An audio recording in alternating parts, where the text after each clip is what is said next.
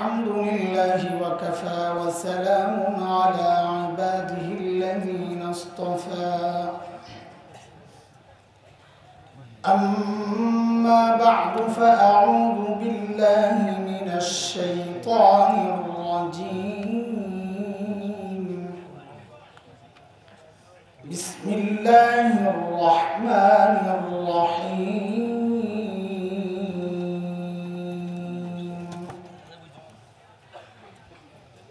يا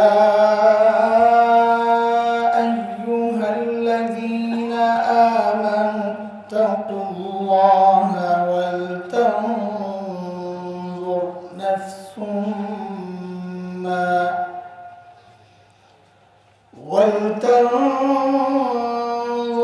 نفس ما قدمت لغد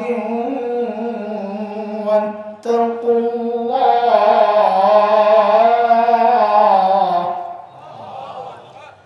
إن الله خبير بما تعملون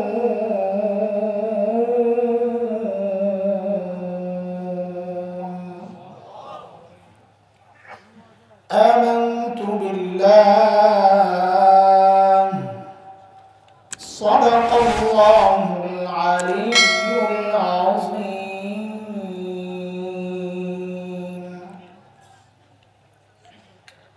দারুল কোরআন সিলেট কর্তৃক আয়োজিত আজকের এই ইসলামী মহাসম্মেলনের আখেরি অধিবেশনের সম্মানিত সভাপতি, উপস্থিত হযরত উলামায়ে কেরাম, মুরব্বিয়ান আযম, দূর দূরান্ত থেকে আগত ইসলাম প্রিয় সুধী সমাজ, প্রিয় ছাত্র ভাইয়েরা, যুবক বন্ধুরা, পর্দার আড়ালের মা ও বোন, রব্বে কারীমের অশেষ মেহেরবানি যে মহান মালিক অত্যন্ত ভালোবেসে মায়া করে দিনই এই মজলিসে আমাকে আপনাকে আসার বসার তৌফিক দান করেছেন। এটা মালিকের অনেক বড় দয়া আর করুণা। মালিক যাকে চান কেবল তার দিলটাই দিন বুঝার জন্য খুলে দেন, আর যাকে চান না তার দিলকে শক্ত করে দেন। সে চাইলেও দিনের উপর চলতে পারে না। আল্লাহ বলেছেন আসমানে ওঠার মতো অসম্ভব তার জন্য দিনের উপর চলা। তাকে হাজারো বোঝানো যায়, সে বুঝে না। তাকে আপনি বলবেন লাউ আর কদু দুইটার মধ্যে কোনো পার্থক্য নাই, সে বলবে না পার্থক্য আছে। আপনি বলবেন পার্থক্য নাই, সে বলবে যে অস্বীকার করবে তার হাত গুঁড়িয়ে দেব। আপনি বলবেন পার্থক্য নাই, সে বলবে তার ঘাড় মটকে দেব। আসলে সমস্যা হচ্ছে দিল শক্ত, বুঝার অনুভূতিই নেই। কোরআনের কথা, এটা আমার কথা না। আল্লাহ তাআলা বলেন فَمَن يُرِدِ اللَّهُ أَن يَهْدِيَهُ يَشْرَحْ صَدْرَهُ لِلْإِسْلَامِ وَمَن يُرِدْ أَن يُضِلَّهُ يَجْعَلْ صَدْرَهُ ضَيِّقًا حَرَجًا كَأَنَّمَا يَصَّعَّدُ فِي السَّمَاءِ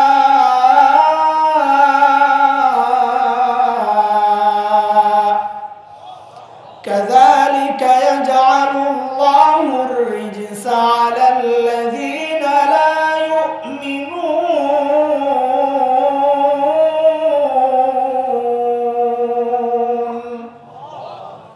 এই আয়াতের মধ্যে রব্বে কারীম এই কথাগুলো বলেছেন।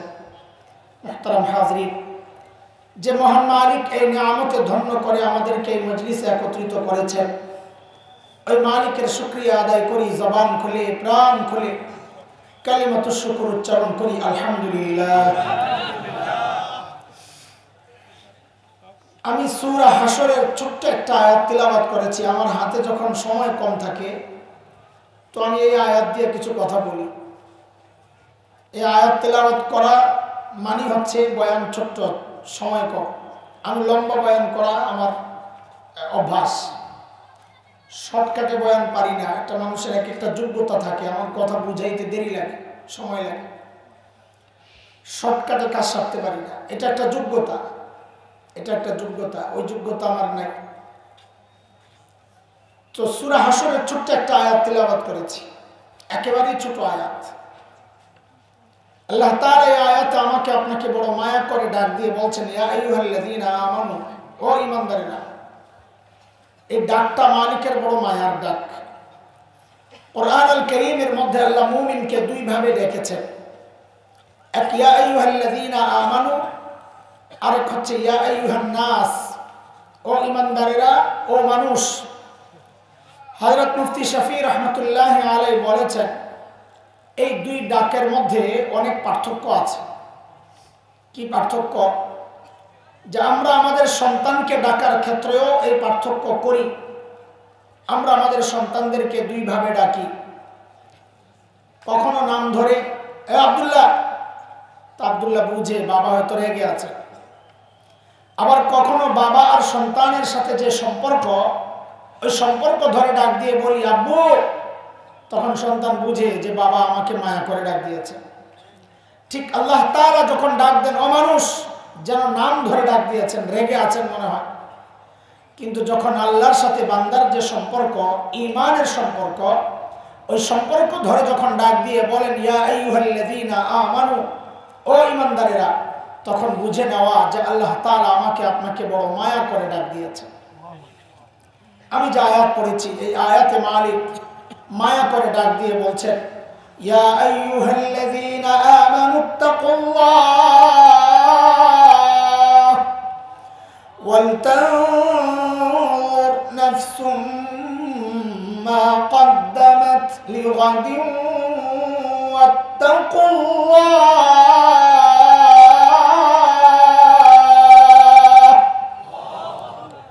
দুইটা হুকুম করেছেন আল্লাহ তাআলা এই আয়াত। এক নম্বর, ইত্তাকুল্লাহ, ও ঈমানদারেরা আল্লাহকে ভয় করো। এই বিষয়ে আমি কথা বলবো। দ্বিতীয় যে হুকুমটা মালিক বলছেন, ওয়াল তানজুর নাফসুম মা কদ্দামাত লিগাদ, প্রত্যেকটা মানুষের উচিত তার আখিরাত নিয়ে চিন্তা করা, যে হায় আমি আমার মালিকের সামনে কি নিয়ে দাঁড়াবো, আমার পুঁজি কি, চালান কি, দাঁড়াইতে তো হবে সবাইকে, কি নিয়ে দাঁড়াবো।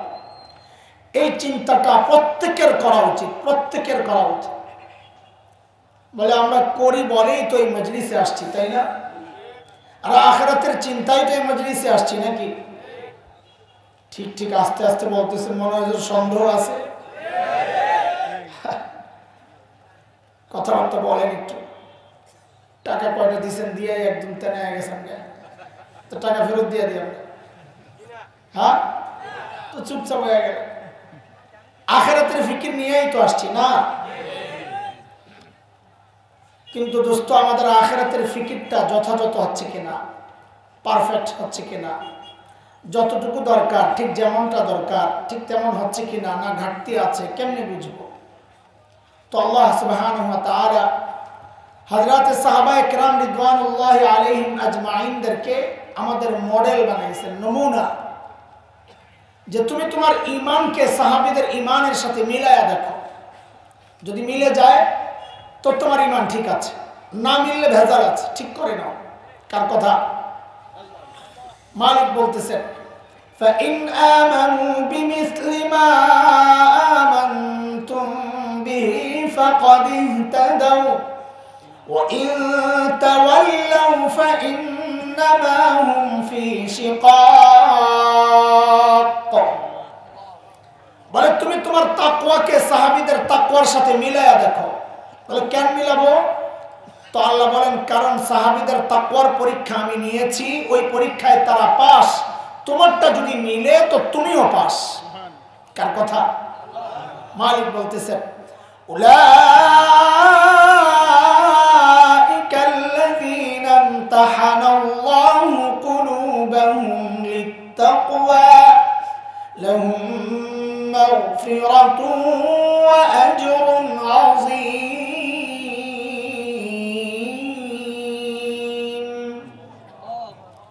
সূরা তাওবার মধ্যে আল্লাহ তাআলা আরেকটু পরিষ্কার করে বলেছেন, একদম ক্লিয়ার করে।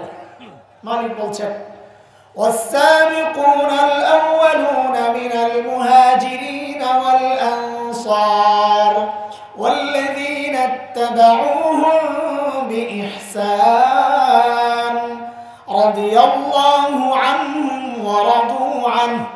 وأعد لهم جنات تجري تحتها الأنهار خالدين فيها أبدا ذلك الفوز العظيم আল্লাহ বলেন সাহাবীরা আমার উপর রাজি ছিল, আমিও তাদের উপর রাজি, তাদের জন্য আমি জান্নাত তৈরি করে রাখছি। তো বলে আল্লাহ, তো আমাদের কি হবে, আমাদের কি হবে? তো আল্লাহ তাআলা যেন এই কথারই জবাব দিচ্ছেন ছোট্ট করে, ওয়াল্লাযীনা তাবাউহুম বিইহসান, যার ঈমান সাহাবীদের ঈমানের সাথে মিলে যাবে, যার আমল সাহাবীদের আমলের সাথে মিলে যাবে, আল্লাহ বলেন ও বান্দা তাইলে আমি তোমার উপরেও রাজি, তোমার জন্য জান্নাত তৈরি করে রাখছি। এজন্য দোস্ত আমল কাদের সাথে মিলায়া দেখতে হবে? বলেন বলেন, আরে কথা তো বলেন, রাগ করছেন নাকি আপনারা? তো একটু কথা বলবেন। কেন কথা বলবেন? বলে আপনাকে বসাইছি কথা বলার জন্য, আমরা কেন বলবো? তো এটাও একটু বুঝাবেন, নাইলে তো পরে ভেজাল লাগাইবেন। কেন কথা বলবেন আপনারা? এই আপনাদের এই এলাকায় দৌড়ায় কি দিয়া, হাত দিয়া না পাও দিয়া? হ্যাঁ, পাও দিয়া। ও তাহলে তো ঢাকার সাথে মিল আছে, ঢাকা তো পাও দিয়াই দৌড়ায়। আচ্ছা বলেন তো, এই খালি মাঠে একটা ছেলেকে যদি এক পাশ থেকে ছেড়ে দেওয়া হতো যে সর্বোচ্চ স্পিডে দৌড় মার, তো সর্বোচ্চ স্পিডে দৌড়েছে, ওই পার যাওয়ার পর হাতগুলা বেঁধে বলা হলো যে আগের মতো আবার স্পিডে ফেরত যা, হাত বান্ধা, পারবে? স্পিড বাড়বে না কমবে? কেন কমবে? হাত দিয়া তো দৌড়ায় না, দৌড়ায় তো পাও দিয়া। বলে হাত দিয়া দৌড়ায় না ঠিক, কিন্তু পাও যখন দৌড়ায় তখন হাত একটা কাজ করে এরকম নড়ে চড়ে আর পাওকে বলে তুই একা না, তোর সাথে আমরাও আছি। তখন পাও চলার মধ্যে গতি পায়। আরে ভাই, বক্তা তো বয়ান করবেই, যে কথা বলতেছে সেই বলবে, কিন্তু তোমরা যদি হাতের ভূমিকা পালন না করো তো পাও চলার মধ্যে গতি হারাবে। একটু বুঝে আসছে না? তাও তো ঠিক বাইরে না, জোরে সোরে তোমরা নি স্লোগান মারো, শাহজালালের তলোয়ার গর্জে উঠুক আরেকবার, এই আওয়াজ দিয়া আবার তলোয়ারের গর্জন, সুবহানাল্লাহ, পানি ভাত খাওয়া যায়। লা হাওলা ওয়ালা কুওয়াতা ইল্লা বিল্লাহ। তোমাদেরকে নিয়ে জিহাদের ডাক দিয়া যে হুজুররা কোন বিপদে পড়বে আল্লাহই জানে। সুবহানাল্লাহ। পরীক্ষা পাস আছে, পরীক্ষা পাস না? মাশাআল্লাহ, আশারে বলছে পরীক্ষায় পাস, ঠিক আছে। দোস্ত, আজানের আগে আপনি দুরূদ শরীফ পড়বেন কি পড়বেন না এটা আপনার ব্যাপার। তবে আলেম হিসাবে পরামর্শ, আপনি এই আপনার আমলকে সাহাবীদের আমলের সাথে মিলায়া দেখেন, যদি মিলে তো করেন, না মিললে ছেড়ে দেন। দুরূদ শরীফ আপনি বসে পড়বেন না দাঁড়ায়া, শুয়ে পড়বেন না লাফায়া, আপনার ব্যাপার, জিলাপি আপনার, অনুষ্ঠান আপনার, আমি বলার কি? তো আলেম হিসাবে পরামর্শ খালি যে আপনার এই দুরূদ পড়ার তরিকাকে সাহাবীদের সাথে একটু মিলায়া দেখেন, যদি মিলে যায় করেন, আমার কি অবস্থা, আমারও দাওয়াত দিয়েন, জিলাপির ভাড়া আমারও দিয়েন, অসুবিধা নেই। কিন্তু যদি সাহাবীদের সাথে না মিলে তো ছেড়ে দিয়েন। এটা হচ্ছে আমাদের পরামর্শ। বুঝে আসছে না কথা? আমলকে কাদের সাথে মিলায়া দেখবো? তবে একটা কথা মাথায় রাখা, আমাদের আমল কিন্তু হুবহু সাহাবীদের সাথে মিলবে না, হুবহু মিলবে না। যদি মিলতো তো আল্লাহ তাআলা আমাদেরকে এই যুগে না পাঠায় ওই যুগেই পাঠাইতেন। ছোটবেলায় আমরা একটা গজল গাইতাম, তো এই গজলটা আমি শোনাবো না, কারণ এই গজলের বিরুদ্ধে আমি বয়ানে খুব বলি যে বয়ানে বসে বসে গজল গায়, আজান দেয়, কি করে না করে, টাইম পাস করার। এখন এরা যদি আবার আমার গজল শোনে তো আমার পিছনে লাগবে যে এখন নিজে বয়া বয়া গজল গায়। আমি শুধু এক লাইন বলতেছি শোনানোর জন্য আর কি। ছোটবেলায় গাইতাম, জন্ম যদি হতো মুদের রাসূল পাকের কালে, আহা রাসূল পাকের দেশে, ফুল স্টপ, আর আগাবো না। আমাদের ওস্তাদরা আটকায় দিতেন, হাই এটা কেমন গজল, রসুলের যুগে যদি জন্ম হতো, এই আফসোস করে বসে রইছ। আরে তোমার কোন যুগে জন্ম হলে তোমার জন্য ভালো, এটা আল্লাহই ভালো জানে। রসুলের যুগে জন্ম নিয়ে তো তুমি আবু জাহেল হইতে পারতা। তো যেই যুগে আসি ঠিকই আছি, আল্লাহ যেই যুগে পাঠাইছেন আলহামদুলিল্লাহ। তবে একটা খুশির খবর আছে, শুনবেন? অনেক ভালো খুশির খবর। আমার মিষ্টি খাওয়ানো দরকার এই খুশির খবরের জন্য। খবর হইল মিষ্টি আনবে, টাকা দিয়ে দিন পরে।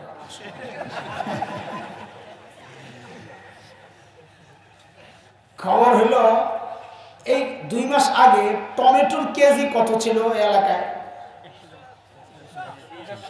100 ধরেন, 100 বুঝা গেছে বাজার করেন 100 কথার কথা। আচ্ছা বলেন তো একটু বুঝে শুনে, ওই টমেটোটা কি ফ্রেশ না ভেজাল? ফরমালিন ছিল না ফ্রেশ? বুঝে বলেন ফরমালিন ছিল। তো ভেজাল টমেটো খাইলাম কত? 100 টাকা কেজি। রেট অনেক বাড়া। আপনাদের এই অঞ্চলের খোঁজ খবর আমার জানা নাই, আমি আমার অঞ্চলের কথা বলতেছি। যখন ফুল সিজন থাকে টমেটোর, ফুল সিজন, তখন আমরা দেখি হাইওয়ের 2 পাশে কৃষকরা ক্ষেত থেকে তাজা তাজা টমেটো আইনা স্তূপ দিয়া বসে থাকে বেচার জন্য। তো আমরা তো শহরের মানুষ, গ্রামের এই ফ্রেশ জিনিস দেখলেই কিনতে লোভ হয়। তো মাঝে মধ্যে গাড়ি থামায়া যায়া জিজ্ঞেস করি, ও চাচা টমেটো কেজি কত? তো মাঝে মধ্যে তারা জবাব এমন দেয়, যত দেন তত। এটার মানি বুঝছেন নি আপনারা? মানি হইল কোন রকম নিয়ে আমারে বাঁচান, আমি বড় বিপদে আছি। তো মাঝে মধ্যে আমরা স্তূপ কিনে বাড়িতে নিয়ে বাসায় নিয়ে মাপি কত কেজি পড়লো দেখি। তো দেখি 4 টাকা 5 টাকা এমন কেজি পড়ছে। আচ্ছা এই যে সস্তায় টমেটোটা কিনলাম, এটা কি ফ্রেশ না ভেজাল? তো কারবারটা দেখেন তো উল্টা হয়ে গেল।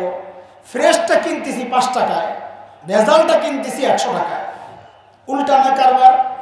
আর কারবার উল্টা না? কারণ কি? উল্টা কারবারের কারণ কি বলেন? সিজন আন সিজন। সাবাস। 100 টাকা যখন খাচ্ছি তখন ভেজালটা খাচ্ছি, এটা অফ সিজনে। অফ সিজনের জিনিস ভেজাল হয় কিন্তু রেট বেশি হয়, আর সিজনের জিনিস ফ্রেশ হয় কিন্তু রেট কম না। ঠিক আছে, ওইটাই আসল রেট। এটাই আমাদের সান্ত্বনা।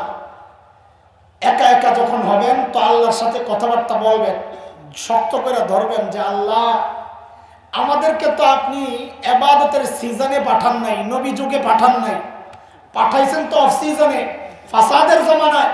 তো আমাদের আমলগুলোর মধ্যে একটু ভেজাল থাকবে কিন্তু রেট বাড়ায় দেওয়া লাগবে। ঠিক আছে না? শক্ত করে ধরবেন আল্লাহ, রেট বাড়ায় দেওয়া লাগবে।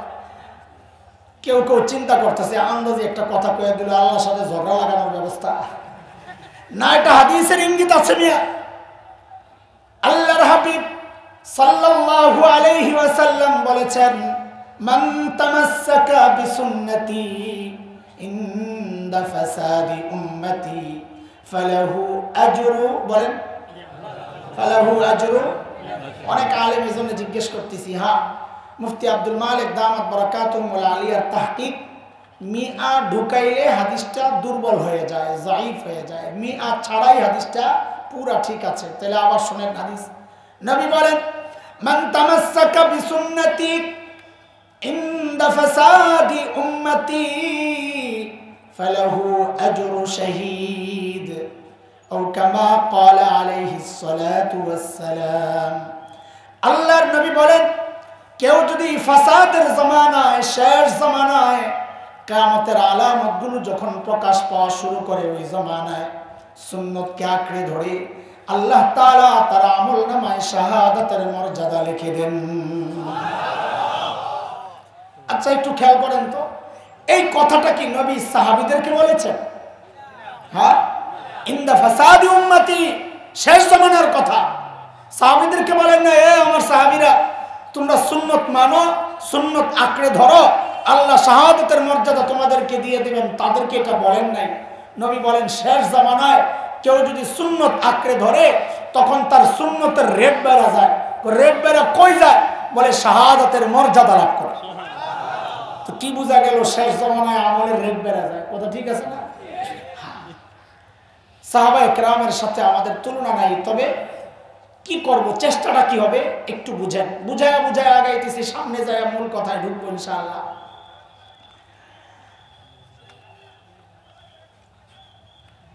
আমাদের সাথে সাথে সাহাবীদের মৌলিক পার্থক্য কোন জায়গায়? আমরা ছোটবেলায় খেলাধুলা করছি, বড় বড় হুজুর যা আছে খেলছেন না? খেলছেন, কবাডি খেলছেন, আমরাও খেলছি, লেখাপড়াও করছি। আলহামদুলিল্লাহ আমি বরাবর ক্লাসে সবসময় 1 নম্বর হয়েছি। এখনকার বাচ্চারাও খেলাধুলা করে, লেখাপড়াও করে। তো পার্থক্য কোন জায়গায়? পার্থক্য হচ্ছে আমরা লেখাপড়ার ফাঁকে ফাঁকে খেলাধুলা করছি, আর এখনকার বাচ্চারা খেলাধুলার ফাঁকে ফাঁকে লেখাপড়া করে। ঠিক আছে? ঠিক সাহাবীদের সাথেও আমাদের পার্থক্যটা এমন। সাহাবীরা দুনিয়ার কাজও করেছেন, কৃষিকাজ, ক্ষেত খামারে ছিলেন, ব্যবসা করেছেন, বকরি চড়িয়েছেন, আখিরাতের কাজও করেছেন। আমরা যারা নিজেদেরকে দিনদার ভাবি, আমরা আখিরাতের কাজও করি, দুনিয়ার কাজও করি। পার্থক্য কোন জায়গায়? পার্থক্য হচ্ছে হযরতে সাহাবায়ে কেরাম আখিরাতের কাজ করতেন, ফাঁকে ফাঁকে দুনিয়ার কাজ করতেন, আর আমরা দুনিয়ার কাজ করি, ফাঁকে ফাঁকে আখিরাতের কাজ করি। বুঝতেছেন কথা আমার? এই আল্লাহ তাআলার উদ্দেশ্য হচ্ছে এই গ্যাপটাকে যত কমানো যায়। দুনিয়ায় গ্যাপ যত কমবে, হাসরেও সাহাবীদের তত কাছাকাছি আমাদের অবস্থান হবে। দুনিয়ায় সাহাবীদের থেকে আমাদের অবস্থান যত দূরে হবে, হাসরেও সাহাবীদের থেকে তত দূরে আমার অবস্থান হবে। এই জন্যে আখিরাতের ফিকির করতে বলেছেন আল্লাহ। শুরুতে যে আয়াত আমি তিলাওয়াত করেছি, আখিরাতের ফিকির কিভাবে করব? বলে সাহাবীদের দেখো, সাহাবীরা আখিরাতের ফিকির কিভাবে করেছেন, ওই রকম করার চেষ্টা করো। তো চলে সংক্ষেপে হযরতে সাহাবায়ে কেরাম রিদওয়ানুল্লাহি আলাইহিম আজমাইনদের আখিরাতের কিছু ফিকিরের কথা একটু আপনাদের সাথে আলোচনা করি। তারা আখিরাতকে কিভাবে দিমাগে ঢুকাইছেন, দিলের মধ্যে বসাইছেন। আমরাও চেষ্টা করব এরকম নিজের জীবনকে সাজাইতে ইনশাআল্লাহ তাআলা। সাইয়েদনা আবু বকর সিদ্দিক রাদিয়াল্লাহু তাআলা আনহু যখন খলিফা, তো ওনার রাষ্ট্র পরিচালনার একটা সিস্টেম ছিল এমন, দরবারে বিধবা অসহায় নারীদের লিস্ট থাকতো। কেন? স্বেচ্ছায় যদি কেউ খিদমত করতে চায় তো ওই লিস্ট ধরে চলে যেত খিদমতে, কারণ এটা অনেক সওয়াবের কাজ। নবী আলাইহিস সালাম বলেছেন, যে ব্যক্তি ইয়েতিম আর বিধবার দায়িত্ব নিবে, ওই ব্যক্তি আর আমি জান্নাতে পাশাপাশি থাকবো। এটা তো বড় আফসোস আর দুর্ভাগ্যের কথা যে এই সমাজের মানুষ অন্য বুড়ি বিধবার দায়িত্ব নিবে থাক দূরের কথা, নিজের বিধবা মায়েরই তো খবর নেয় না। এটা বড় কষ্টের কথা, দুর্ভাগ্যের কথা। একদিন হযরত ওমর ফারুক রাদিয়াল্লাহু তাআলা আনহু আসছেন দরবারে, যে কোনো নাম দেখে বুড়ির খেদমত করবে। ওই যে মাথায় আখিরাতের ফিকির ঢুকছে যে আমাকেও কোনো বুড়ির খেদমত করতে হবে, অথচ ওমর কত বড় মানুষ, এসে নাম খুঁজে খুঁজে পায় না, একটা নাম খালি নিচে দিয়ে। হযরত ওমর ওই নামের পাশে টিক চিহ্ন দিয়া দিয়েছে, যেটাও বুট। চলে গেছেন পরদিন ফজরের পর বুড়ির বাড়িতে। কখন বলেন তো? কথা বলেন। কেন জিজ্ঞেস করতেছি? একটা জরুরি কথা বলার জন্য। এটা কোরআনের সিস্টেম, হাদিসেরও সিস্টেম। কোনো গুরুত্বপূর্ণ কথা বলার আগে প্রশ্ন করে নেওয়া। আল কারিয়া মাল কারিয়া ওমা আদরাকা মাল কারিয়া। কারিয়া, কারিয়া কি? নবী আপনি কারিয়া চিনেন? আরে এত কিছু জিজ্ঞেস করার দরকার কি? বলে দিলেই তো হয় কারিয়া কি। বলে না, এটা সিস্টেম, দৃষ্টি আকর্ষণ, পুরোপুরি মনোযোগী করা। হযরত মুআজ ইবনে জাবাল রাদিয়াল্লাহু তাআলা আনহু নবীর সাথে বাহনে পেছনে বসা, একে লাগা লাগা। নবী ডাকেন, ইয়া মুআজ। হযরত মুআজ বলেন, লাব্বাইকা ওয়া সা'দাইকা ইয়া রাসূলুল্লাহ, আমি হাজির। নবী আবারও ডাকলেন, ইয়া মুআজ। হযরত মুআজ আবারও সাড়া দিলেন, আমি হাজির। নবী আবারও ডাকলেন, ইয়া মুআজ।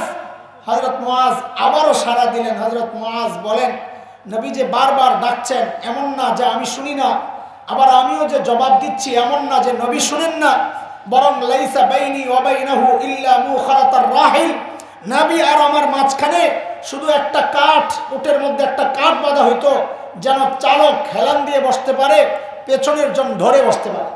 হযরত মুআজ বলেন, মাঝখানে শুধু ওই একটা কাঠ। তো নবী বারবার কেন ডাকলেন? দৃষ্টি আকর্ষণের জন্য। এইবার বলেন তো হযরত ওমর বুড়ির বাড়িতে কখন গেছেন? মাশাআল্লাহ। কেন বলতেছি? কারণ হযরতে সাহাবায়ে কেরাম, এটাও আমাদের জন্য আদর্শ শিক্ষা। সাহাবায়ে কেরাম দিনের কাজ শুরু করতেন ফজরের পরপর। কেন? কারণ নবী আলাইহিস সালাম যারা সকালে কাজ করেন তাদের জন্য বরকতের দোয়া করছেন। জগৎ বিখ্যাত আলিম শেখ ইবনুল কাইয়িম রাহমাতুল্লাহি আলাইহি বলেছেন, জাদুল মাআদের মধ্যে আসছে, যে ব্যক্তি সকালে ঘুমায়, খেয়াল করে শুনে, যে ব্যক্তি সকালে ঘুমায় তার ঘর থেকে কোনোদিন অভাব দূর হবে না। এটা বড় অবালের কথা, ভয়ঙ্কর কথা। সকালে ঘুমাবো না ইনশাআল্লাহ তাআলা, ঠিক আছে ইনশাআল্লাহ। পরদিন সকাল ফজরের পরপর সাইয়েদনা ওমর ইবনুল খাত্তাব বুড়ির দরজা নক করে বলে, মারে আপনার ঘরের কাজগুলো করার জন্য আমি আসছি। বুড়ি ভেতর থেকে জবাব দেন, বাবারে প্রতিদিন যে আল্লাহর বান্দা আমার ঘরের কাজগুলো করেন তিনি ইতিমধ্যেই তো কাজ করে চলে গেছেন। হযরত ওমর চিন্তা করলেন তাইলে আমাকে আরো আগে আসা লাগবে। ওই চিন্তায় হযরত ওমর পরদিন ফজরের আজানের ওয়াক্তে বুড়ির বাড়ির দরজার সামনে দরজা নক করে বলে, মারে আপনার ঘরের কাজগুলো করার জন্য আমি ওমর ইবনুল খাত্তাব হাজির। আজকেও বুড়ি জবাব দিচ্ছেন, বাবারে প্রতিদিন যে আল্লাহর বান্দা আমার ঘরের কাজগুলো করেন ইতিমধ্যেই তো তিনি কাজ করে চলে গেছেন। হযরত ওমর চিন্তা করলেন তাইলে আরো আগে আসা লাগবে। ওই চিন্তায় হযরত ওমর পরদিন তাহাজ্জুদের ওয়াক্তে বুড়ির বাড়ির দরজা নক করে বলে, মারে আমি ওমর ইবনুল খাত্তাব আপনার ঘরের কাজগুলো করার জন্য আসছি। হযরত ওমরকে অবাক করে বুড়ি জবাব দিচ্ছেন, বাবারে প্রতিদিন যে আল্লাহর বান্দা আমার ঘরের কাজগুলো করেন তিনি ইতিমধ্যেই কাজ করে চলে গেছেন। আর কখন কখন কখন তাহাজ্জুদের ওয়াক্ত চিনেন? কখন? হ্যাঁ, ফজরের আগে। ঠিক আছে, জবাব। আমি ফিকহি তাফসিলে যাচ্ছি না, আমি মুফতি সাহেব না। তো আমার কাছে একটা ডিজিটাল ব্যাখ্যা আছে তাহাজ্জুদের, ডিজিটাল ব্যাখ্যা। সেই ডিজিটাল ব্যাখ্যা হচ্ছে এই যুগের পোলাপাই ইউটিউব আর ফেসবুক বন্ধ করে যখন ঘুমাইতে যায় ওটা হলো তাহাজ্জুদের ওয়াক্ত। এতে করে সবচেয়ে বিপদে আছে রাতে যারা চুরি করতো ওই বেটারা। যেই ঘরে চুরি করতে যায় দরজা বা জানালার ফাঁক দিয়ে যখন তাকায় দেখে কোনো না কোনো আল্লাহর বান্দা আসমানের দিকে মুনাজাত ধরে শুয়ে রয়েছে। ঠিক আছে কথা? এই দেখেন কারো মাইক লাগলে এর থেকে নিয়ে এই বেটাকে আমি একটা অ্যাড দিছিলাম, খুলে লিস সিলসিলা সিলসিলা মাদানী। হ্যাঁ ঠিক আছে নি?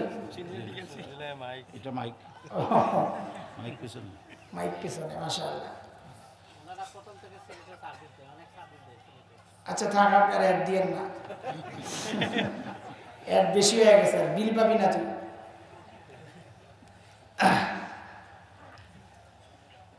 এইবার যায় হযরত ওমরের টনক নড়ছে, কিরে এত গভীর রাতে কে কাজ করে?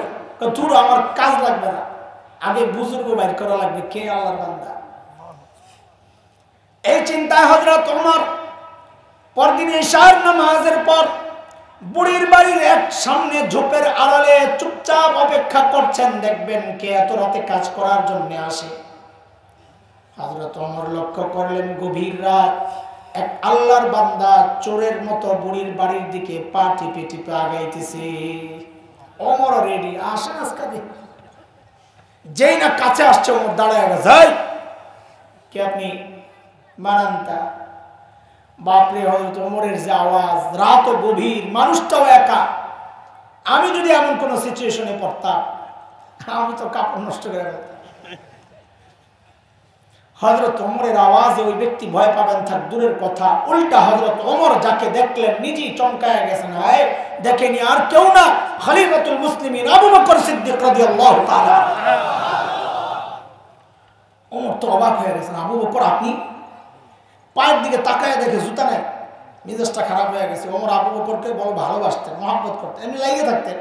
লেগে মানে ক্ষমতার গুতাগুতি না, কার চেয়ে কে আমল বেশি করতে পারে ওই লাগা। এই আবু বকর পায়ে জুতা নাই কেন? সুফিগিরি দেখেন না, পাথর ঢুকে কাটা ঢুকে। সাইয়েদনা আবু বকর কি জবাব দিলেন? ওমর, জুতা পরলে আওয়াজ হয় যদি মানুষের ঘুম ভেঙে যায়।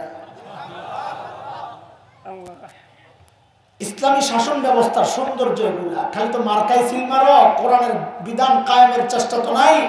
দেখো ইসলামী শাসন ব্যবস্থার সৌন্দর্য এটা, রাষ্ট্রপ্রধান রাতে জুতা খোলে খালি পায়ে হাঁটে যেন জনগণের ঘুম নষ্ট না হয়। ঘুম তো দূরের কথা, জানেরই তো নিরাপত্তা নাই। এই কথাটা বলাও তো নিরাপত্তা নেই। ঠিক যে বলো এটাও সমস্যা, এই ঠিকও সমস্যা। চুপ কর, এটাই ভালো, বড় বিপদে আছি। লা হাওলা ওয়ালা কুওয়াতা ইল্লা বিল্লাহ। ধরছেন আবু বকর কে? আবু বকর ঠিক আছে বুঝলাম, এত রাতে আপনি কেন আসছেন কাজ করার জন্য? ওইটা কর। আমরা নাই রে ভাই, আমরা মরে গেছি। সারাদিন প্রশাসনিক কাজে ব্যস্ত থাকেন, রাতে একটু আরাম করবেন তা না, আপনি আসছেন এই গভীর রাতে কাজ করার জন্য। কেন আমাদেরকে দিলে হয় না এই কাজগুলা?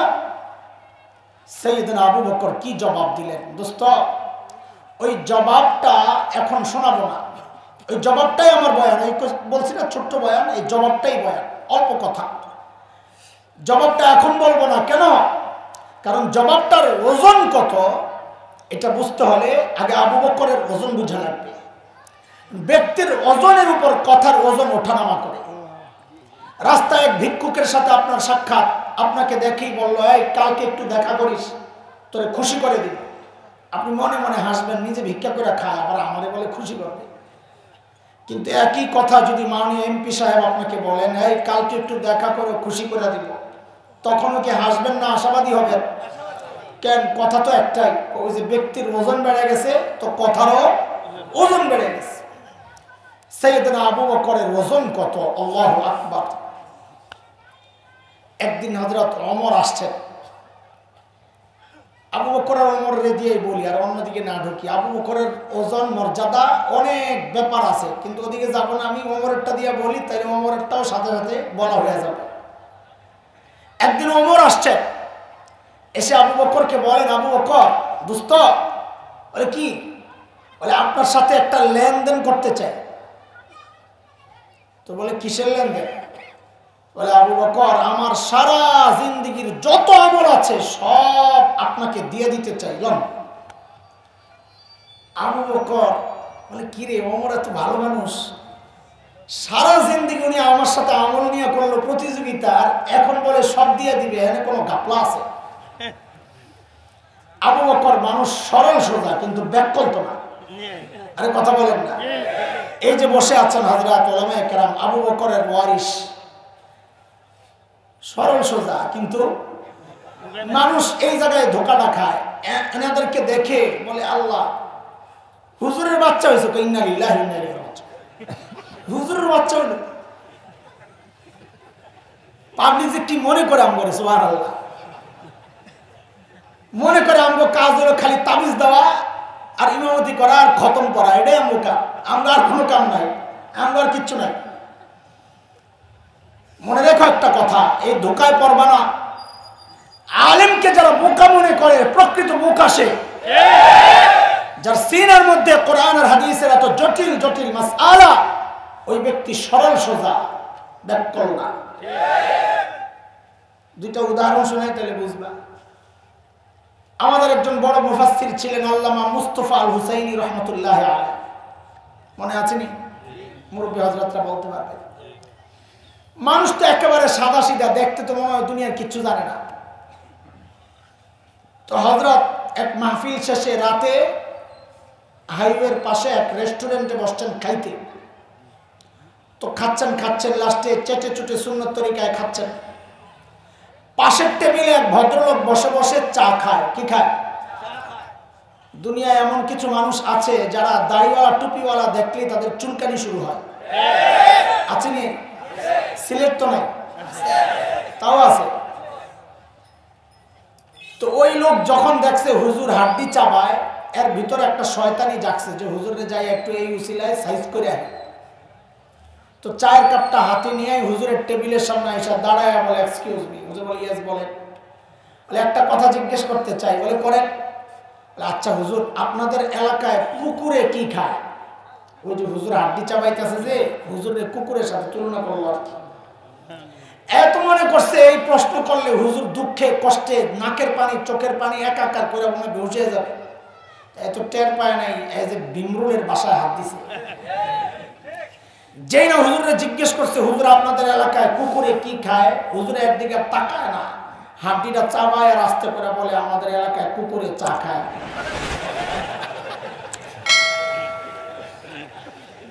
এর হাতে তো এখন চায়ের কাপ। এইবার কার কান্দন, কে কান্দে? কাসেম নানুতুবি রহমতুল্লাহ আলাইহি মৌলবী ব্যাককল হয় না, বুঝাইতেছি। আমার কাছে হাজার হাজার উদাহরণ তো করে সারা রাত বসে বসে শোনাইলে মজা পাইতে, আমার তো টাইম নেই। কাসেম নানুতুবি রহমতুল্লাহ আলাইহি কত বড় মানুষ, গোটা ভারতবর্ষের মুসলমান তো বটেই, স্বাধীনতাকামী হিন্দুরাও যার কথায় উঠে বসে। ছাত্তা মসজিদ, দারুল উলুম দেওবন্দের পাশে একটা ছোট্ট মসজিদ, ওই মসজিদে হযরত থাকে। ছাত্তা মসজিদ, ওই মসজিদে হযরত ভেতরে গেঞ্জি গায়ে দেওয়া, লুঙ্গি পরা, মসজিদ ঝাড়ু দেয়। ইংরেজরা টের পায় আর চারিদিক থেকে ঘেরাও করছে, হযরতকে ধরবে, অ্যারেস্ট কর। ভিতরে ঢুকছে, ঢুইকা দেখে কাসেম নানুতুবি রহমতুল্লাহ আলাইহি মসজিদ ঝাড়ু দেয়। তো এরা কাসেম নানুতুবিকে চেনে না, খালি খবর পাইছে ভিতরে আছে। এখন কাসেম নানুতুবিকে দেখে তো এত পছন্দ হয় না, মনে করছে এত বড় নেতা, পেটটা তো আমাকে দেওয়ানবাগি হুজুরের মতো হওয়া দরকার। এত বড় নেতা, পাবলিক তো পেট বড় দেখলে মনে করে বড় বিশ্বাস, টুপি উষা দেখলে মনে করে বড় মুফাসসির। বাপরে বাপ, নামের সাথে এতগুলা রেল লাইন লাগাই দিলে মনে করে বহুত আল্লামা, বড় আল্লামা। সুবহানাল্লাহ। আর পাবলিকও যারা দাওয়াত দেয় এরাও লাগায় এগুলা। কত যে বললাম ভাই আমার নামের সাথে মুফতি লাগায় না, আল্লামা লাগায় না, কত যে বললাম, কত যে বকা দিলাম যে খেয়ানত হইতেছে, তাও লাগায়। হুজুর কি জন্যে? না লাগাইলে পাবলিক মনে করে ছোট হুজুর দাওয়াত দিছি। কারবার দেখছে। তো কাসেম নানুতুবি মসজিদ ঝাড়ু দেয়, ইংরেজরা যায় কাসেম নানুতুবিকে জিজ্ঞেস করতেছে, আয় কাসেম নানুতুবি কাহা হয়? কাকে জিজ্ঞেস করছে? কাসেম নানুতুবিকে। কাসেম নানুতুবি কাহা হয়? এখন কাসেম নানুতুবি যদি বলেন मैं हूं তো ধরা পড়ে, আর যদি বলে পাতা নেই আমি জানি না তো মিথ্যা হয়। কাসেম নানুতুবি উপস্থিত জবাব দেওয়ার ক্ষেত্রে অনন্য ব্যক্তি ছিলেন, মারাত্মক। এক হিন্দু পণ্ডিতের সাথে মুনাজারা বহস। তো মুনাজারার আগে খেতে বসছেন। হিন্দুরা, মুশরিকরা তো বেশি খায়, কাফেররা বেশি খায়। হাদিসের কথা, আল মুমিন ইয়াকুলু ফি মিআন ওয়াহিদ, মুমিন খায় এক আতে, অল্প খায়, কাফের বেশি খায়। তো হিন্দু তো অনেক খাইছে, খায়া হিন্দু মনে করছে হুজুরে মানসিকভাবে একটু পর্যদস্ত করি, হামলা। মুনাজারার কৌশল এগুলা, বহসের কৌশল। কাসেম নানুতুবি অল্প খাইছে। কাম আলী সাহেব, আপনি তো আমার সাথে খানায় হাইরা গেলেন, তো বহসে কেমনি জিতবেন?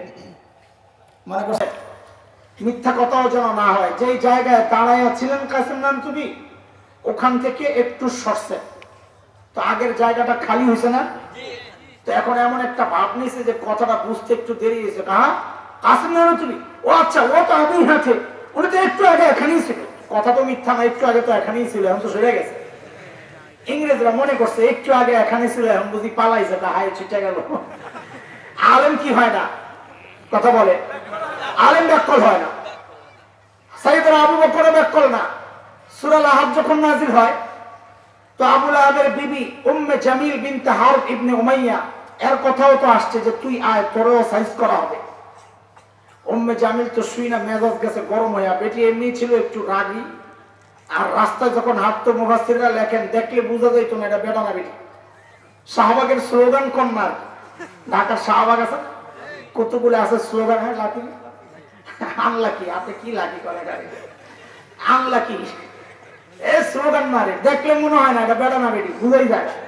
তা আবু লাহাবের বউ এরকমই ছিল, হাতে পাথর একটা নিয়ে হারামের ভেতরে ঢুকছে, নবীকে মারবে। সাইয়েদনা আবু বকর বসে বসে পাহারা দিচ্ছেন, নবী আলাইহিস সালাম তিলাওয়াত করতেছেন। আরে আবু বকর পাহারা দিতে যায়ও যে কত মাইর খাইছে। তো আবু বকর কানে কানে বলতেছেন, ইয়া রাসূলুল্লাহ, উম্মে জামিল আসতেছে, হাত ভাব ভালো না। তো নবী বলেন, আবু বকর আসতে দেন, উম্মে জামিল আমাকে দেখবেই না। কেন? সূরা বনী ইসরাইল আয়াত 45 আল্লাহ তো আগেই জানায়া দিয়েছেন, নবী আপনি যখন তিলাওয়াত করবেন তো আপনার আর বেঈমানদের মাঝখানে আমি নিরাপত্তা পর্দা দিয়ে দিব। ফাইদা ক্বরাতাল কুরআন জাআলনা বাইনাকা ওয়া বাইনাল্লাযীনা লা ইউমিনুনা বিল আখিরাহ হিজাবাম মাসতুরা। আমি নিরাপত্তা পর্দা দিয়ে দিব। উম্মে জামিল আয়েশা খুঁজতেছে, আবু বকর দেখে বুঝছেন, তুমি তো দেখো না। তো না পাই মাসে ঝাড়ি, ওই মোল্লা, মোল্লা তো কয় নাই আমি সময়ের ভাষা দিয়ে তাফসীর করলাম। ওই মোল্লা তো দুষ্ট কই। আবু বকর যদি বলেন লা আদরি, আমি জানি না, তো মিথ্যা হয়। আর যদি বলেন এই যে, তো আবু বকর নিজে মার খায়, কারণ দেখাবে এই যে নবী। উম্মে জামিল কই যে নবী, এই তো দেয় না, তো খামোখা আবু বকর রে মারবে। তো আবু বকর কি চালাক, যে জিজ্ঞেস করছে, এই আবু বকর তোমার দোস্ত কই? তা আবু বকর কয়, খুঁজা দেখো। কি খুঁজে দেখো? কথা কি মিথ্যা হইছে? আবু বকর মানুষ বিচক্ষণ। সাইয়েদনা ওমর যখন বললেন, আবু বকর আমার সারা জিন্দেগীর আমল আপনাকে দিতে চাই, সাইয়েদনা আবু বকর বলেন, ওমর বুঝলাম, একটু বলেন না আমার কি দেওয়া লাগবে? হযরত ওমর বলেন, আবু বকর আপনি ঘাবড়েন না, আমি বেশি কিছু চাই না। বলে কোনটাই কি? এটা কোন?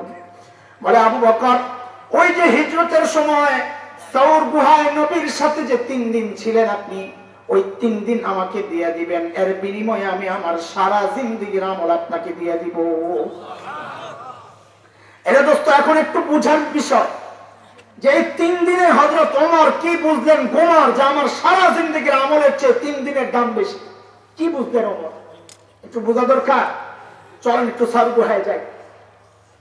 আচ্ছা, গুহার ভেতরে ঢোকার আগে গুহার মুখটাকে একটু বন্ধ করি। চলেন, মুখের মধ্যে জানি কে কে বাসা বানাইছিল। আজকে আপনাদের ওয়াজ শোনার পরীক্ষা হবে। ওয়াজ মুখস্থ কি করছেন আর কি রাখছেন পরীক্ষা হবে।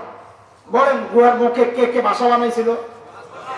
মাকড়সার আমার বড় ভাই, পাশা ভাই এমপি সাহেব, ওনার পক্ষ থেকে আপনাদের জন্য পুরস্কার ঘোষণা হবে যে সঠিক উত্তর দিতে পারবে। বলেন তো, কবুতরের ডিম পাচ্ছিল কয়টা? দিবেন না ভাই? দিব। কয়টা? একটাও পারে নাই। তো ওই একজন দেখাইছে 3টা, আর কেউ কেউ বলছে একটাও না, ওই এখানে 2টা, আর আসেনি 2-1 4টা। মাশাআল্লাহ মাশাআল্লাহ, ইখতিলাফ আছে দেখা যায়। অনেকে মনে মনে ভাবতেছেন নবীর সাথে সংশ্লিষ্ট একটা গল্প নিয়ে আমি তামাশা করতেছি। হ্যাঁ হ্যাঁ, তামাশাই করতেছি। কেন? কারণ মুহাদ্দিসরা বলেছেন কবুতরের গল্পটা পুরাই জাল, বানোয়াট, মিথ্যা কথা। কবুতরই নয়, আমরা বসে বসে ডিম বলি। দোষ আপনাকে নাম গো, আমরা যারা ওয়াজ করি এই বানায় বানায় গল্প বলে পাবলিকে মজা দিই, পাবলিকও মজা পায়। শুধু ডাইরেক্ট কোরআন থেকে কথা কইবেন, মজা পাইব না। কিসসা কোন কিসসা?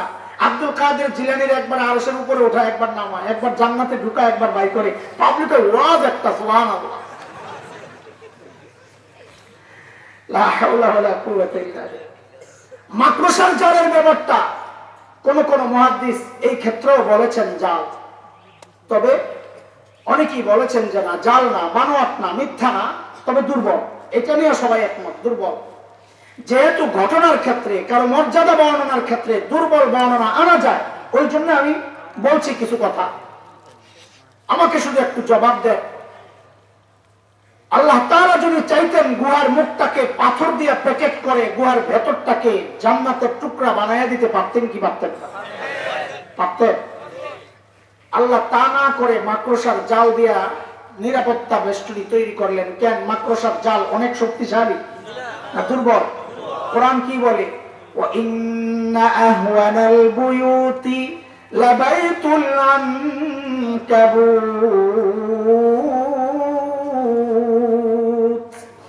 জগতের সবচেয়ে দুর্বল ঘরের নাম হচ্ছে মাকড়সার ঘর। তো আল্লাহ এই দুর্বল ঘর দিয়ে নবী আর আবু বকরকে নিরাপত্তা দিয়েছেন। মানে কি? কেন? ওরে দোস্ত, আল্লাহ আমাকে আপনাকে জগৎবাসীকে দেখায়া দিয়েছেন, এরে আমার বান্দারা দেখো, আমি যদি আমার দিনকে বাঁচাতে চাই তো আমার লাখো সৈন্যের দরকার লাগে না, পারমাণবিক অস্ত্র লাগে না, ট্যাঙ্ক কামান লাগে না, যুদ্ধ বিমান লাগে না, সাবমেরিন লাগে না। আমি আমার দিনকে বাঁচাতে চাইলে মাকড়সার জাল দিয়েই বাঁচাইয়া দিতে পারি। তবে দরকার আবু বকরের ঈমান। কি দরকার? ঈমান ঠিক করা। দুনিয়ার কোন শক্তি নাই তোমাকে পরাজিত করে, কারণ তখন আমাদের মালিক হয়ে যান আরশে আজিমের মালিক। শেখ ওমর মুখতার রহমতুল্লাহ আলাইহি, লিবিয়ার বিখ্যাত বীর, সশস্ত্র লড়াই করছে, দখলদাররা বম্বিং করে গোটা এলাকা ধ্বংস করার সিদ্ধান্ত নিয়েছে। লোকেরা এসে বলল, হযরত এলাকা ছাড়তে হবে। বলে কেন? বলে আমাদের কাছে তো বিমান বিধ্বংসী অস্ত্র নাই, আমরা লড়াই কেমনে করবো, চলেন চলে যাই। তো হযরত বলেন, তাদের বোমারু বিমানগুলো কি অনেক শক্তিশালী? তো বলে হ্যাঁ অনেক শক্তিশালী। আচ্ছা আচ্ছা বলো তো, ওই বিমানগুলো আরশের উপরে দিয়া যায় না আরশের নিচে দিয়া যায়? আল্লাহ কি কথা কোন আপনি, কোথায় আরশ, কোথায় সাত আসমান, কোথায় মহাশূন্য, এর কত নিচে দিয়ে বিমানগুলা যায়? থুর, তাইলে ভয় পায় লাভ কি? যদি আরশের উপর দিয়ে যেত তাইলে ভয় পেতাম যে আমাকে রক্ষা করবেন যে আরশের মালিক, তার উপর বম বললে আমাকে কে বাঁচাবে? আমার মালিক যদি ঠিক থাকে আমার কোনো টেনশন নাই। আরে দোস্ত, তিনি মূলত সূরা আত-তাওবার শেষ আয়াতের তরজমা শোনাইছেন, যে আয়াতের মাধ্যমে আল্লাহ তাআলা নবী আলাইহিস সালামকে সান্ত্বনা দিয়েছেন, এবং আমাদেরও সান্ত্বনা ওই একটাই। মালিক বলেন নবীকে উদ্দেশ্য করে, ফাইন তাওয়াল্লাউ ফাকুল হাসবিয়াল্লাহ লা ইলাহা ইল্লাহু আলাইহি তাওয়াক্কালতু ওয়া হুয়া রাব্বুল আরশিল আযীম।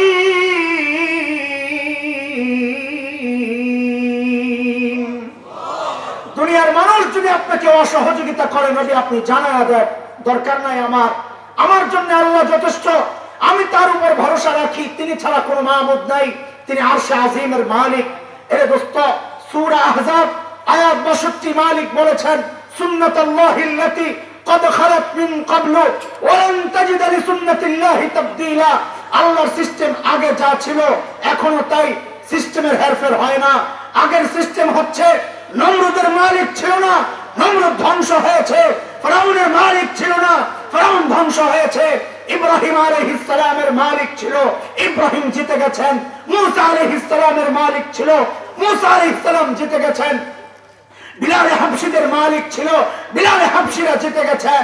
আয় শুনে রাখো, আজকে যারা আমাদেরকে লাল চক্ষু দেখাও, রক্ত চক্ষু দেখাও, হাত ভাঙতে চাও, ঘাড় মটকাতে চাও, ভেবেছ আমাদের কোনো শক্তি নাই, কর্মী বাহিনী নাই, অস্ত্র নাই। আরে শোনো শোনো, আমাদের ঈমান আছে, আমাদের রব আছে। যার রব আছে তার কোনো ভয় নাই। আল্লামা বাবুনগরীর রব আছে, মামুনুল হকের রব আছে। তাদের জয় নিশ্চিত, তোদের পরাজয় নিশ্চিত, পরাজয় নিশ্চিত।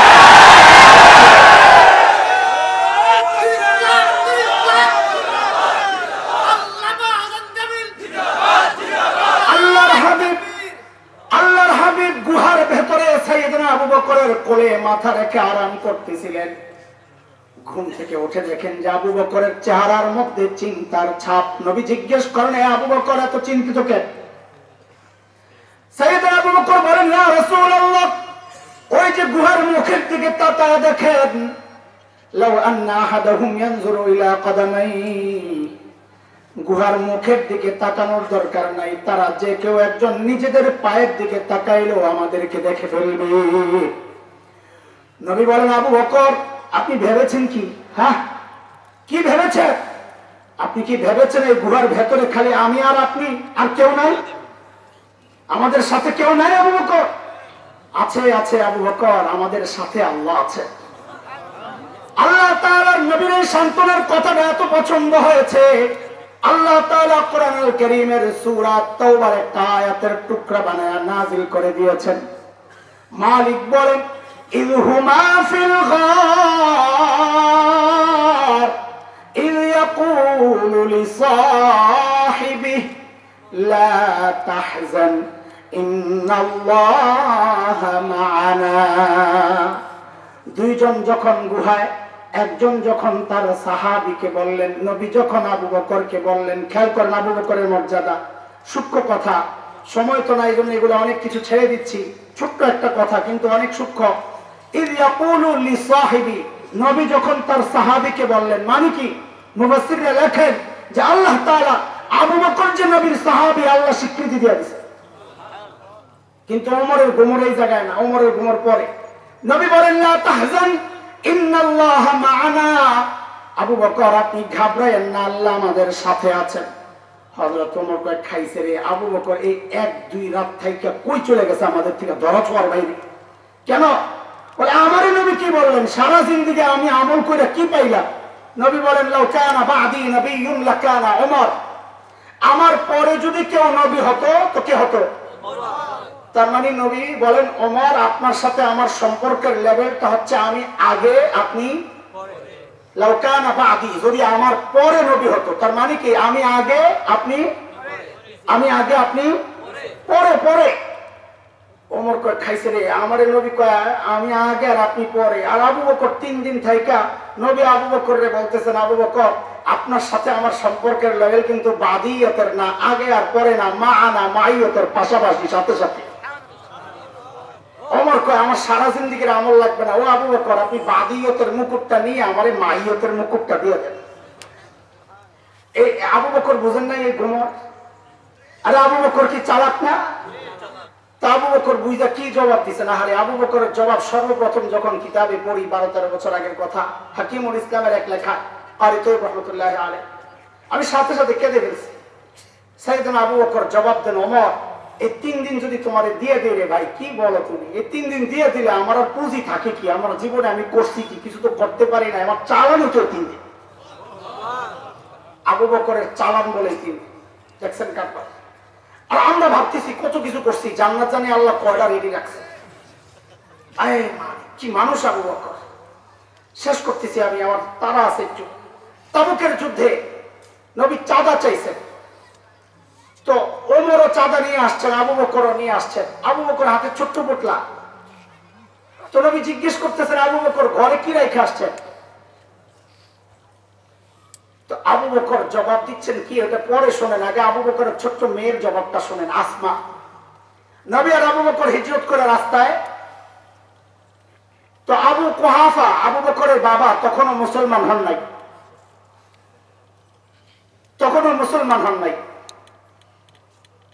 তো আবু বকরের সাথে একটু বনিবনা হয় না, দূরত্ব। তো আয়েশা চলে যাওয়ার পর, আবু বকর চলে যাওয়ার পর আসছেন, আয়েশা হযরত আসমাকে জিজ্ঞেস করতেছেন, দাদু ভাই, মায়া তো লাগে, দাদা তো, আবু কুহাফা দাদা তো।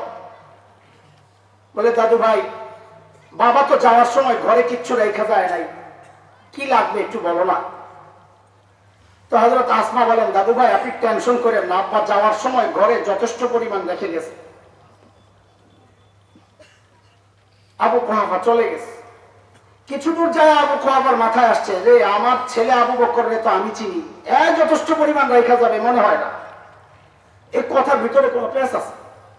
আবার আসছে, আয়েশা জিজ্ঞেস করে, আসমা দাদু ভাই বলো না, বাবা যথেষ্ট পরিমাণ কি রেখে গেছেন একটু বলো না। তো হযরত আসমা জবাব দেন, দাদু ভাই আব্বা যাওয়ার সময় ঘরে আল্লাহ আর তার রাসূলকে রেখে গেছেন, আমাদের জন্য এটাই যথেষ্ট, আপনি কোনো টেনশন করেন। তো এই পিচ্ছি মেয়ে ছোট্ট 8 বছর, আসমা যদি এই জবাব দেয় তো বাবা আবু বকর কি জবাব দিতে পারে? সাইয়েদনা আবু বকর জবাব দেন, ইয়া রাসূলুল্লাহ ওই যে আসার সময় ঘরের বেড়াগুলো থাপড়ায় আসছি, কারণ মাঝে মধ্যে সুই গেঁথে রাখতাম যেন একটা সুই পর্যন্ত ঘরে থেকে না যায়, যেন ওই সুইটা আমার কোনো মুজাহিদ ভাইয়ের কাজে আসে। ওগো আল্লাহর হাবিব, ঘরে একটা সুই পর্যন্ত রেখে আসি নাই, আসার সময় কেবল আল্লাহ আর তার রাসূলকে রেখে আসছি। এর মধ্যে জিবরাইল আমিন হাজির, নবীকে সালাম দিয়ে বলতেছেন, ইয়া রাসূলুল্লাহ আল্লাহ আবু বকরকে সালাম পাঠাইছেন। আমি আপনি ইবাদত করি কাকে খুশি করার জন্য? কাকে? আর আল্লাহ কি জিজ্ঞেস করেন আবু বকরের বেলায়? দেখেন, জিবরাইল আমিন বলেন, ইয়া রাসূলুল্লাহ, আল্লাহ জানতে চেয়েছেন, আপনি জিজ্ঞেস করেন আবু বকরকে। আল্লাহ জানতে চেয়েছেন, আল্লাহ তো আবু বকরের উপর রাজি, আল্লাহ তো আবু বকরের উপর রাজি। আল্লাহ জানতে চেয়েছেন আবু বকর আল্লাহর উপর রাজি কিনা। আবু বকরের মর্যাদা। এই কথা শুই নাই সাইয়েদনা আবু বকর হাউমাউ করে কান্না শুরু করছে, ইয়া রাসূলুল্লাহ, আমি আমার মালিকের উপর রাজি, ইয়া রাসূলুল্লাহ, আমি আমার মালিকের উপর রাজি। এত বড় মানুষ আবু বকর, অথচ ওই গভীর রাতে ওমর যখন ধরছে, আবু বকর আপনি কেন আসছেন, তো কি জবাব দিলেন? ওই জবাবটা শোনানোর জন্য এই পর্যন্ত আসলাম। আবু বকরের মর্যাদা, জান্নাতে যখন ঢুকবে, জান্নাতের সব দরজাগুলো নাকি আবু বকরকে ডাকতে থাকবেন, এই আবু বকর আপনি এদিক দিয়ে আসেন না, আমার দিক দিয়ে ঢুকেন না, আবু বকর। এত বড় মানুষ আবু বকর ওমরকে বলতেছে, ওমর, হ্যাঁ ভাই, এই কাজগুলো আপনাদেরকে দিলেও পারি, কিন্তু ভাইরে আমি কি আমার আখিরাত কামাই করব না? আবু বকরের বলে আখিরাত কামাই বাকি হয়েছে। বলে আখিরাতের কি ফিকির তাদের দিলের মধ্যে ঢুকছে, মাথায় দিল দিমাগে ঢুকছে। সাইয়েদনা ওমর এত বড় মানুষ, যার সম্পর্কে নবী বলেছেন ওমরু ফিল জান্নাহ, ওমর জান্নাতি। আমি আপনি হকের উপর চললে বলা হয় লোকটা হকপন্থী, অথচ ওমর সম্পর্কে নবী বলেছেন দারাল হাক্কু হাইসু দারা, ওমর যেদিকে যায় হক তার পেছনে পেছনে যায়। এত বড় মানুষ ওমর, অথচ আখিরাতের ফিকির কি ঢুকা ঢুকছে ভিতরে। মৃত্যুর সময় আবু লুলু মাজুসির ছেলে ফজরের নামাজের সময় বিষাক্ত খঞ্জর দিয়া যখন পেট ফেলে ফেলে নারী বুড়ি বের হয়ে যায়, হযরত ওমরের কাপড় দিয়া পেঁচায়া শোয়া দেওয়া হয়েছে মসজিদে নববীর ফ্লোরে। হযরত ওমর বেহুশ, একজনের কোলে মাথা, একটু হুশ ফিরছে তো মাথাটাকে নিয়ে হযরত ওমর জমিনের উপর রাখছেন। আহারে, অর্ধ জাহান শাসন করেছে।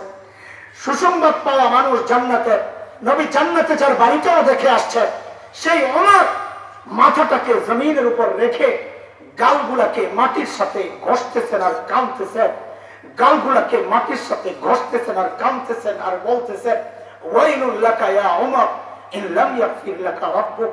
ওমর, তোমার রব যদি তোমাকে ক্ষমা না করে, ওমর তোমার জন্য ভয়ঙ্কর বিপদ অপেক্ষা করতেছে। এত বড় মানুষ ওমরের আখিরাতের এত চিন্তা।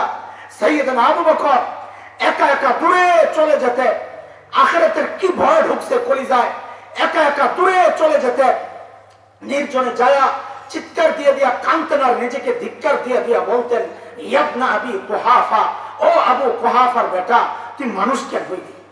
আরে তুই মানুষ কেন হইলি? এখন আল্লাহর সামনে তুই কেমনে দাঁড়াবি, কেমনে হিসাব দিবি? গাছের পাশ দিয়া যাওয়ার সময় আবু বকর কাঁদতেন আর বলতেন, ইয়া লাইতানি কুনতু ওয়ারাকা, আমি মানুষ না হয়ে যদি গাছের পাতা হইতাম, আমি মানুষ না হয়ে যদি ডালপালা হইতাম, তো আল্লাহর আদালতে আমাকে দাঁড়াইতে হইতো না। এত বড় মানুষ আবু বকরের আখিরাতের এত ফিকির। আরে এরকম ফিকিরটা হওয়ার কথা আমার মতো জালিমের। অথচ আমাদের চেহারার দিকে তাকাইলে তো মনে হয় না এই মানুষটার মধ্যে আখিরাতের ফিকির আছে। এই মানুষটার আখিরাতের ফিকির আছে, মৃত্যু যন্ত্রণার ভয় আছে। আরে ভাই, আমাকে আর তোমাকে কে গ্যারান্টি দিল যে আমাদের মৃত্যু যন্ত্রণা হবে না? ওমর তো গ্যারান্টি পাওয়া মানুষ, আবু বকর তো গ্যারান্টি পাওয়া মানুষ। আমাকে আপনাকে কে গ্যারান্টি দিছে যে আমাদের কবরের আযাব হবে না? আবু বকর তো গ্যারান্টি পাওয়া মানুষ, তারপরে এত চিন্তা। ওমর তো গ্যারান্টি পাওয়া মানুষ, তারপরে এত চিন্তা। আমাকে আপনাকে কে গ্যারান্টি দিছে যে আমরা কবরের আযাব থেকে বেঁচে যাব, জাহান্নাম থেকে বেঁচে যাব? ওমর তো গ্যারান্টি পাওয়া মানুষ, ওমরু ফিল জান্নাহ, আবু বকর ফিল জান্নাহ। গ্যারান্টি পাওয়া মানুষদের এই হালত হওয়া দরকার ছিল। আমার ভাগ্যটা এমন যে আমাদের মৃত্যুর অনেক দেরি আছে, প্রস্তুতি নিতে পারবো। অথচ কে জানে এই মজমায় এমন মানুষ আছে যার কাপড়ের কাপড় দোকানে চলে আসছে। এমন তো হইতে পারে কালকে খবর আসতে পারে মাওলানা হাসান জামিল তো দুনিয়ায় নাই, খবরও তো আসতে পারে। চুল পেকে পেকে সাদা হয়ে গেছে, গুণা চাপতে পারতেছি না। দাড়ি পাইটা সাদা হয়ে গেছে, গুণা চাপতে পারতেছি না। দুনিয়া সব কিছু আমার টাইম পায়, ফেসবুক টাইম পায়, ইউটিউব টাইম পায়, খেলোয়াড়রা টাইম পায়, গায়ক গায়িকা টাইম পায়, নায়ক নায়িকা টাইম পায়, বিবি টাইম পায়, স্বামী টাইম পায়, বাচ্চারা টাইম পায়, বন্ধুরা টাইম পায় না কেবল মালিক। মালিক কেবল টাইম পায় না। অথচ একটা গাছের দিকে তাকায় দেখো, গাছটা দাঁড়ায় দাঁড়ায় মালিকের তাসবিহ পড়ে। একটা নিকৃষ্ট প্রাণী তুমি মনে করো, কুকুরটার দিকে তাকায় দেখো, খবর নাই ওই কুকুরটা রুকুর হালতে মালিকের তাসবিহ পড়ে। যে সাপ বিচ্ছুগুলো পোকামাকড় গুলো পায়ে পেলে মেরে ফেলো, খবর নাই ওই পোকামাকড় গুলো সাজদার হালতে মালিকের তাসবিহ পড়ে। পড়ি না কেবল সবচাইতে অনুগ্রহ পাওয়া মানুষ আমরা আমরা আমরা আমরা আমরা পড়ি না।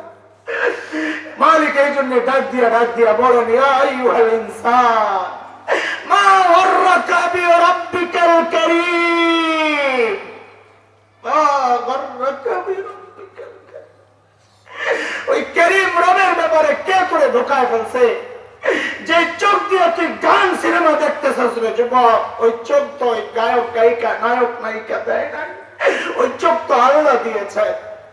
যে কান দিয়ে গান শুনতেছিস রে ভাই, ওই কান তো ওই গায়ক গায়িকা দেয় নাই।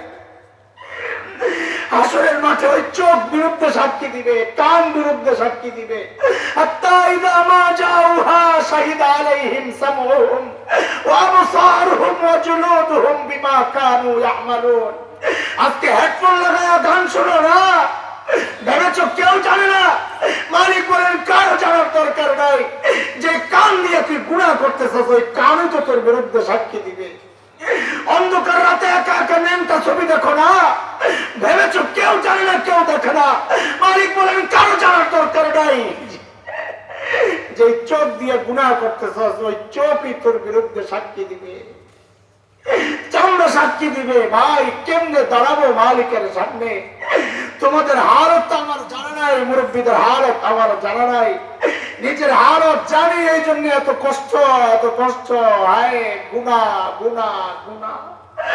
কি দিয়ে দাঁড়াবো মালিকের সামনে? কি জবাব দিব যদি জিজ্ঞেস করে কেন করছিলি, কেন করছিলি, কেন?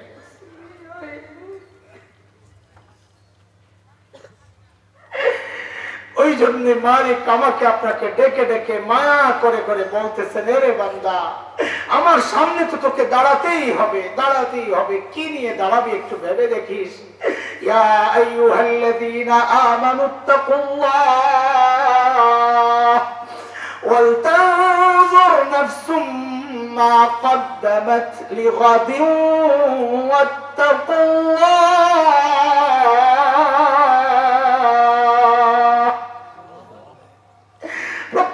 মানুষের উচিত তার আখিরাত নিয়ে চিন্তা করা যায়। আমার পুঁজি কি, কামাই কি, কি নিয়ে দাঁড়াবো মালিকের সামনে? দোস্ত মুহতারাম, আল্লাহর রাস্তে হাতে পায়ে ধরে বলে যায়, আমি তো গুনাহগার বান্দা, আমিও কাঁদতেছি, তওবা করতেছি। তোমরাও কেঁদে কেঁদে নিজেদের গুনাহগুলা পরিষ্কার করে নতুন এক জীবন শুরু করো না রে ভাই, নতুন এক জীবন শুরু করো। আল্লাহ তাআলা আমাদেরকে আখিরাতের জন্য পুরোপুরি প্রস্তুত হওয়ার তৌফিক দান করেন। অতীতের ভুলগুলো পরিষ্কার করে নতুন এক জীবন শুরু করার তৌফিক দান করেন। আমিন আমিন। ওয়া আখিরু দাওয়ানা আলহামদুলিল্লাহি রাব্বিল আলামিন। মুরব্বিরা কেউ করতে আল্লাহুম্মা সাল্লি আলা